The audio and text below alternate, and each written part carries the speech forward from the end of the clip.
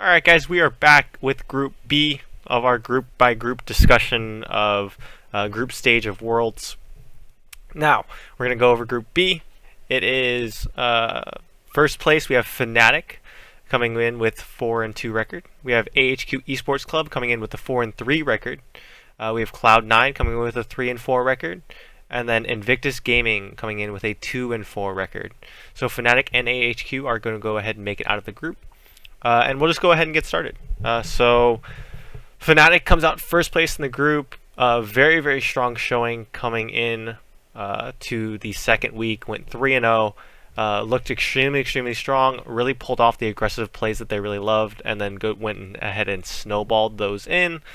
Very good shot calling. Yellow Star, of course, the man when it comes to that. And yeah, just solid overall play. The only thing I will say about Fnatic is I'm curious to see what happens when they go against teams that can handle that early game aggression, or just not allow them to snowball off of it, because that seemed to be what happened in week 1 when they couldn't go ahead and pick off or get an early lead. They seemed to struggle a bit in their mid to late game shot calling, trying to get back into the game.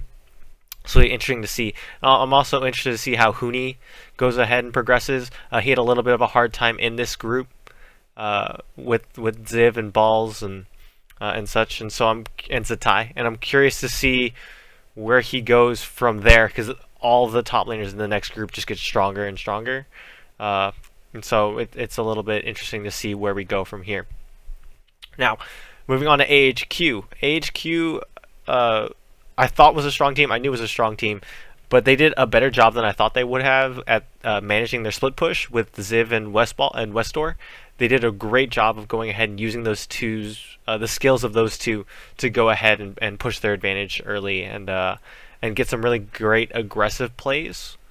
And yeah, I mean they did a great job of not overstretching for too much. Playing within themselves and what they want to do, and so great job from AHQ.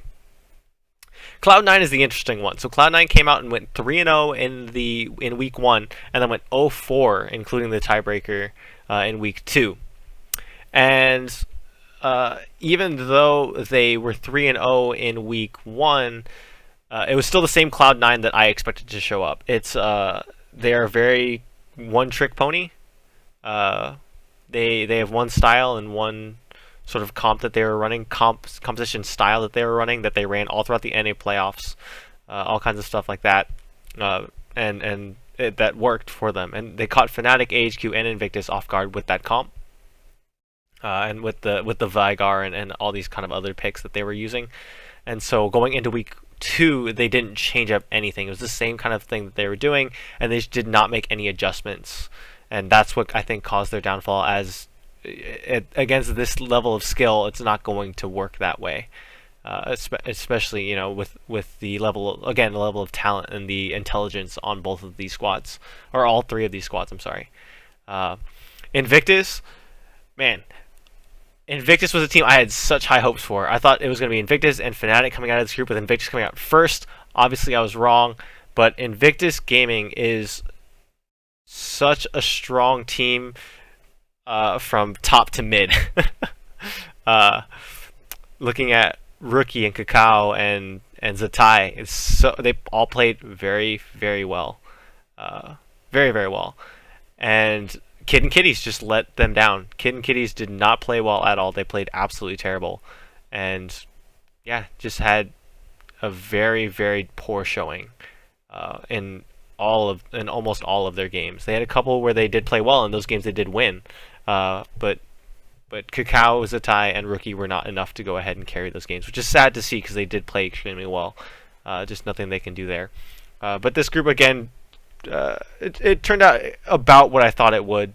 Cloud9 going 3-0 was a little bit of a surprise, but they did come back down to earth and really show their weaknesses in week 2.